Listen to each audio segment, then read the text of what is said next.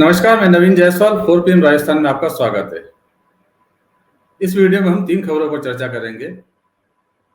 पहली खबर, आखिर कांग्रेस की लिस्ट कहां अटक गई है। दूसरी खबर है कि बीजेपी ने जिसे काला धन बताया था उसकी हकीकत क्या है। और तीसरी खबर है, कांग्रेस में क्यों हो रही है 40 खोखों की बात।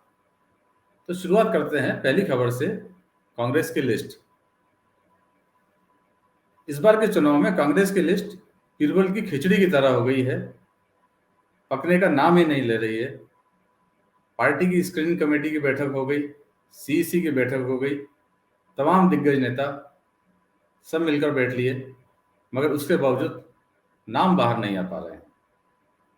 आखिर क्यों रुकी हुई है पार्टी की लिस्ट, जबकि दूसरे राज्यों में जहां चुनाव हो रहे हैं, एमपी है, छत्तीसगढ़ है, तेलंगाना है, वहां पर कैंडिडेटों की लिस्ट जारी हो चुकी है, मगर राजस्थान में पार्टी अब भी तय नहीं कर पा रही है कि वो किन्हें चुनाव में टिकट देने वाली है।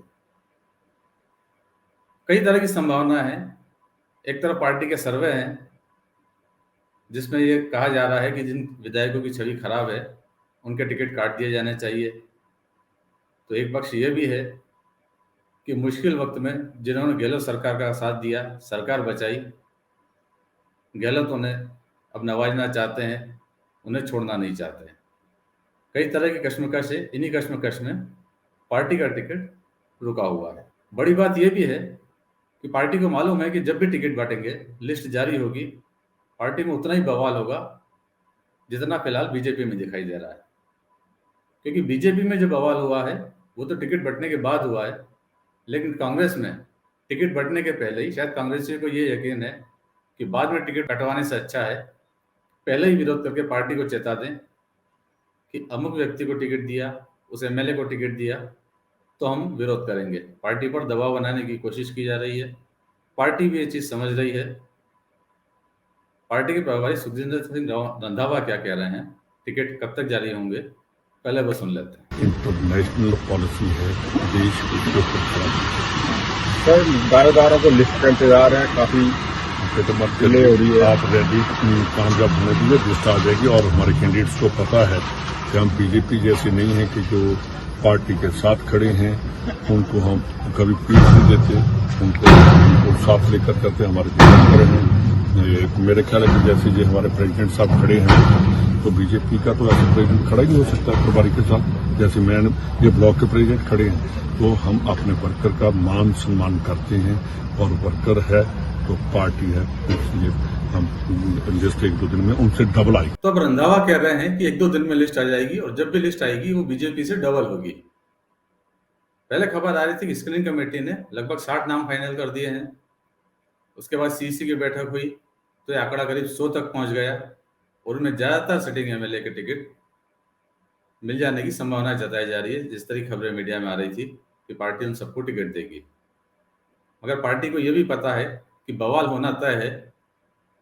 इससे पहले पार्टी कुछ जरूरी काम कर लेना चाहती है। कांग्रेस के सूत्रों की माने 20 अक्टूबर को प्रियंका गांधी की सभा होनी है दौसा जिले के कांदोली में। ईआरसीपी के मुद्दे पर कांग्रेस पूर्वी राजस्थान के अंदर इस तरह की सभाएं कर रही, बड़ी सभाएं कर रही है। वो कांग्रेस को डर है कि ऐसा नहीं है कि लिस्ट जारी हो और दूसरे दिन प्रियंका की सभा हो तो विरोध की आंच कहीं सभा तक पहुंच जाए, पार्टी की फैजियत हो जाए।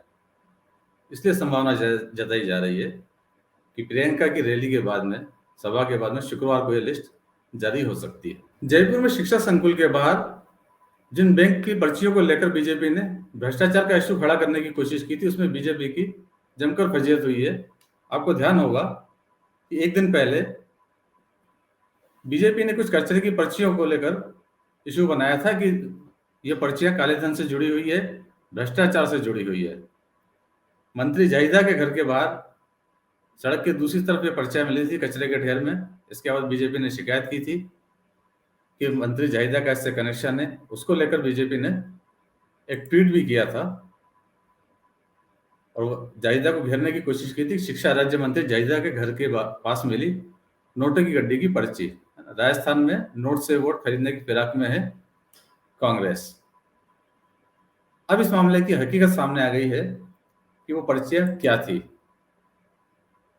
भास्कर ने खबर प्रकाशित की है, इसमें लिखा है कि बजाजनगर थाने के एएसआई इंद्राज ने बताया कि नजदीकी यूनियन बैंक की चेस्ट ब्रांच में जाकर पूछताछ की, तब पता चला कि बैंक के सफाई कर्मचारी के द्वारा कचरे के साथ पर्चियां डाली गई है।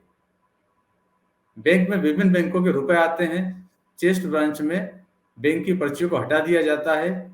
पहले पर्चियों को जला दिया जाता था, लेकिन कॉलोनी वालों ने एतराज किया तो उसे कचरे के ढेर में डाल दिया गया।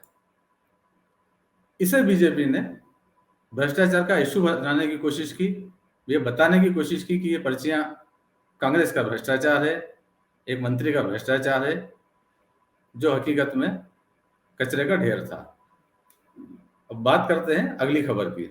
जयपुर की मालवीय नगर सीट से, जहां पर बीजेपी लगातार जीतती रही है, इस बार संभावना जताई जा रही है कि वहां पर बीजेपी अपना कैंडिडेट बदल सकती है। कालीचरण सर्राफ जो पूर्व मंत्री भी हैं, उनका टिकट काट सकती है। बीजेपी की मजबूत सीट है, लेकिन इसके बावजूद बीजेपी से ज्यादा घमासान कांग्रेस में मचा हुआ है कि किसे टिकट मिलेगा। पार्टी यहां से 2 बार अर्चना शर्मा को टिकट दे चुकी है, दोनों बार अर्चना शर्मा हार चुकी हैं, मगर इस बार उनका एक पुराना वीडियो फिर से वायरल हो रहा है, जिसमें वो आरोप लगा रही हैं, अर्चना शर्मा एक मंच से कह रही हैं कि उन्हें हराने के लिए, उन्हें पीछे करने के लिए बीजेपी ने उन्हीं की पार्टी के एक नेता से सौदा कर लिया, और सौदा भी किया है 40 खोखों का। क्या कह रही है अर्चना शर्मा, पहले इस वीडियो को सुनते हैं। कि मेरे प्रतिद्वंदी को लगा, इसलिए लगा कि सर्वे में वो हार रहे हैं, तो मैं सोचा कि मेरा पार्टी में जो प्रतिद्वंदी है उससे मैं गठजोड़ कर लूं, और दोनों ने एक होटल में बैठक कर ली। ठीक है, अब मुझे क्या पता दोनों ने कर ली, मैं तो पीछे पीछे थोड़ी चलती हूँ, लेकिन भाई दीवारों पे भी कान होते, ऐसे ही थोड़ी किसी ने कहा। तो दीवारों से छनकर बात बाहर आई कि 40 खोखे का सौदा हो गया। ठीक है, अब इतना बड़ा सौदा, मैं कहूँ जैन साहब मुझे दे दो बाबा, मैं क्यों चुनाव लड़ूं, मुझे रोकने के लिए खर्च करते हो। ये वीडियो तो 2 महीने पुराना बताया जा रहा है, लेकिन चूंकि अभी चुनाव के टिकट फाइनल होने हैं, कांग्रेस की तैयारी चल रही है, तो ये वीडियो फिर से वायरल होना शुरू हो गया। अर्चना शर्मा ने इसमें किसी का नाम नहीं लिया था, लेकिन मालवीय नगर से और भी दावेदार है कांग्रेस के। उन्हीं में से एक राजीव अरोड़ा ने अब इसका जवाब दिया है। उन्होंने ट्वीट किया है। ट्वीट में क्या लिखा है आपको बताते हैं। राजीव अरोड़ा ने ट्वीट किया है कि 2 बार हारने के बाद भी टिकट लेने की दुर्भावना मालवीय नगर से कांग्रेस पार्टी को नुकसान पहुंचा रही है। मालवीय नगर विधानसभा की जनता साक्षी है कि आरोप लगाने वाली स्वघोषित प्रत्याशी के स्तर की निम्नता पर कोई और नहीं उतर सकता है। लोग बताते हैं कि क्षेत्र के आम लोगों से मकान के पट्टे के नाम पर पैसे वसूले गए हैं, राजनीति से पैसा बनाने की जुगत लगाई गई है। ऐसे लोग जब किसी और पर निराधार पूर्णतः झूठा आरोप लगाए, तो यह खुद अपने मुंह पर थूकने की तरह है। मैंने पहले भी कहा है कि ऐसा कोई आरोप मुझ पर सिद्ध करते हो तो मैं राजनीति से संन्यास ले लूंगा, मगर आप सिद्ध नहीं कर पाई, अब आपको राजनीति छोड़ देनी चाहिए।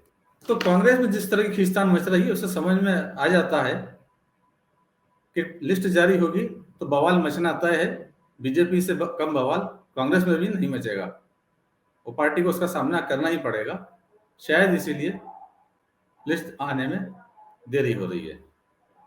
फिलहाल इस वीडियो में इतना ही। राजस्थान की राजनीति की और खबरों से हम लगातार आपको अवगत कराते रहेंगे। आपसे यही अनुरोध है कि देखते रहें 4PM राजस्थान, उसको ज़्यादा से ज़्यादा सब्सक्राइब करें और इस वीडियो के लिंक को ज़्यादा से ज़्यादा शेयर करें। नमस्कार।